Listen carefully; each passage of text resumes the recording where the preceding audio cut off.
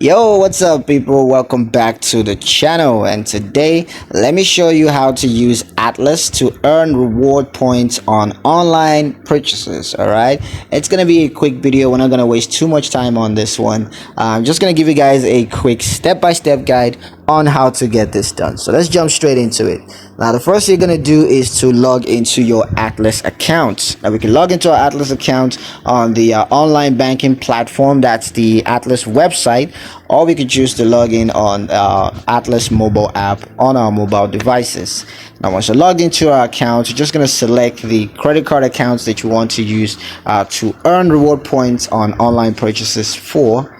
Once that's selected, we're going to click on rewards, and then we're going to review the reward program details. Once that's done, you want to use our credit card for qualifying online purchases, and that's going to earn us reward points. Now we can always review and redeem reward points for things like statement credits, gift cards, and a couple of other options and rewards that are available on Atlas. So yeah, that's pretty much it on how to use Atlas to earn reward points on online purchases.